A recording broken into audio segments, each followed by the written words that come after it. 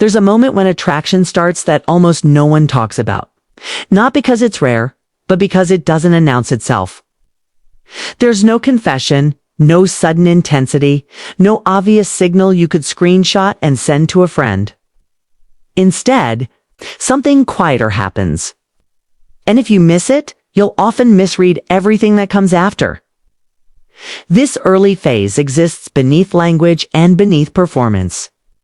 And it operates long before anyone is willing to label what they feel. According to emotional behavior research often discussed by Dr. Sophia, these beginnings are internal shifts rather than visible moves. Which is why they are so frequently overlooked. Asterisk, most people assume that when someone begins to like you, they become more expressive, more eager, more forward. Sometimes that happens, but it's not the first thing. The first change is subtler than behavior, subtler than words. It's a shift in how much space you're given inside their attention. This shift happens quietly and without intention, driven by unconscious prioritization rather than desire to impress. Before attraction, interaction is efficient, polite, contained. After attraction begins, something loosens. They don't just respond to you. They hold you in their awareness a little longer than necessary. Not dramatically, not consistently, just enough to feel different. That difference is often felt before it is understood. Asterisk, at first, it shows up in timing. They don't rush the end of conversations the way they used to. Silences stop feeling like gaps that need to be filled. There's a slight delay before they disengage. Like they're checking internally whether they really need to leave yet. That hesitation matters. It's the earliest sign that you're no longer just reacting to the world around them. You're now part of how they experience it. This internal pause is a form of cognitive attachment beginning to take shape. Even if neither person would describe it that way yet, asterisk, this is where most people get confused because the interest doesn't always look warm. In fact, sometimes it looks like restraint. When someone begins to like you, they often pull back before they lean in. Not because they're disinterested, but because their internal calibration changes. They become more aware of what your presence does to them, so they start monitoring themselves. This self-monitoring is not strategy. It is instinctive, emotional. Regulation. You'll notice this when their responses become slightly more deliberate. They choose words more carefully. They rephrase things mid-sentence. They pause, then continue. This isn't nervousness in the obvious sense. It's self-containment. They're no longer speaking just to communicate. They're speaking while being aware of you. That awareness creates friction, and friction creates a change in rhythm. This altered rhythm is often mistaken for uncertainty. When it is actually significance forming, asterisk, another shift happens in how they notice you. Before attraction, attention is functional. You're part of the environment. After attraction, you become a reference point. They start tracking small details without realizing they're doing it. They remember how you reacted to something weeks ago. They notice when your tone is slightly off. They pick up on inconsistencies others would miss. They don't announce this. They reveal it accidentally through a comment that's too precise, a question that assumes continuity, a reference that implies you've been mentally present even when you weren't physically around. This isn't effort yet. It's orientation. There. Attention has reorganized around you, and that's the part people underestimate. Attraction isn't first expressed through pursuit. It's expressed through reprioritization. You quietly move from someone I interact with to someone I factor in. This mental shift is foundational and shapes everything that follows. Asterisk, that's why another early sign often feels paradoxical.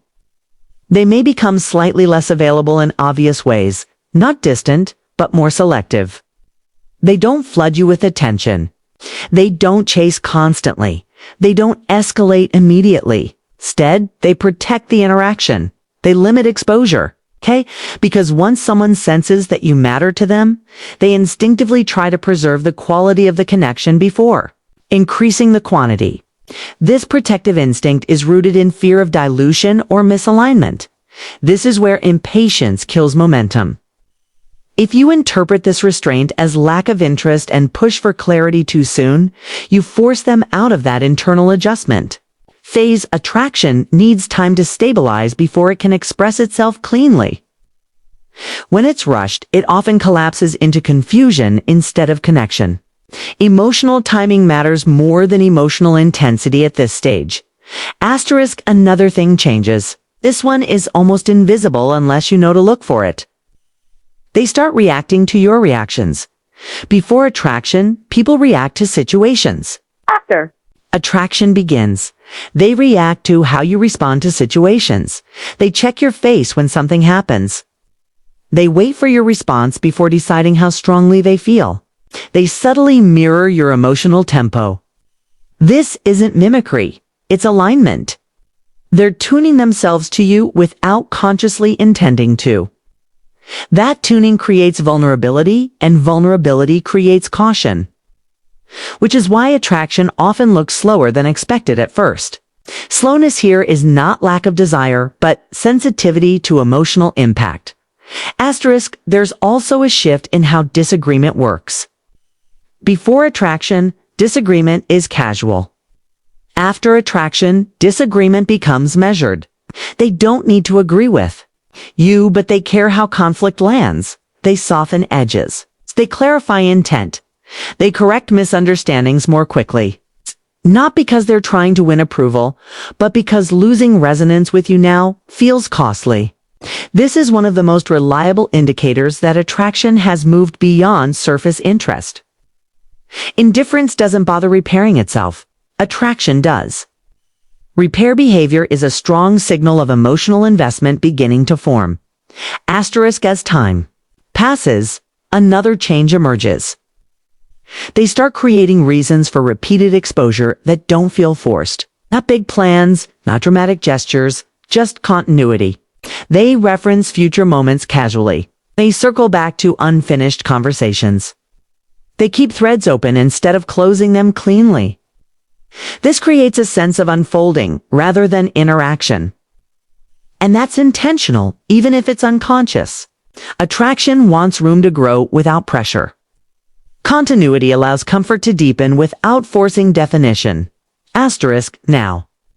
This is where context starts to matter more, especially for men. Many men are taught to interpret attraction only through action, through overt signals, pursuit, or escalation. But attraction doesn't begin as behavior. It begins as internal permission, permission to care, permission to notice, permission to be affected. When someone starts liking you, they quietly grant you that permission inside themselves. Everything else flows from there.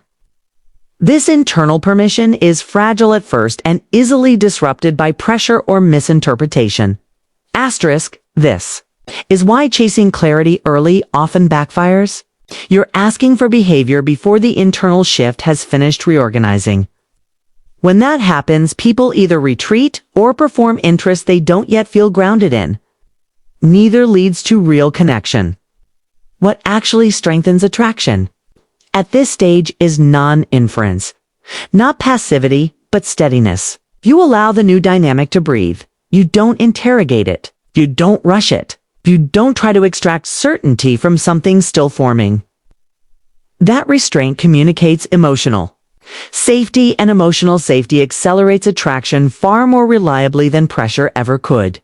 Emotional safety is the soil in which attraction stabilizes. Asterisk, eventually, something else changes. They start taking small emotional risks, not confessions, reveals. They share something slightly unpolished. They admit uncertainty. They expose a preference or fear without cushioning it. These moments are subtle, but they matter. Vulnerability is attraction's proof of concept. It's the point where interest turns into investment, and it only happens when the person feels their openness won't be mishandled. This stage reflects growing trust and perceived emotional competence.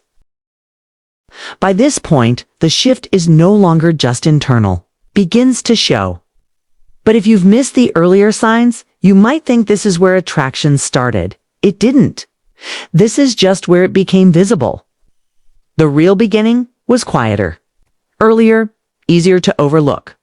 It was the moment you stopped being neutral inside their mind. The moment they started adjusting themselves around you. Recognizing these shifts doesn't mean trying to create them or force them. It simply means noticing when you've already moved from being neutral in someone's mind to being something they're adjusting around. Awareness here prevents premature conclusions and unnecessary pressure. Asterisk, and that matters because attraction rarely announces itself directly. It shows up in patterns, first in attention, restraint, and subtle changes that are easy to misread if you're only looking for obvious signals. For a lot of men, this is where confusion starts. Care is there, but it doesn't look the way people expect. Interest exists, but it doesn't always move forward cleanly. And without understanding what's actually happening underneath, it's easy to assume nothing is happening at all. Insight into these patterns, as emphasized by Dr. Sophia, allows perception to replace assumption. Asterisk, once you start seeing how attraction begins quietly, before words, before actions, the next thing that becomes clearer is how people reveal interest, without realizing they're doing it, especially when physical attraction is already present but never stated outright. That's what the next video explores. The subtle signs people give off when they find you attractive, even when they're not, trying to signal it consciously.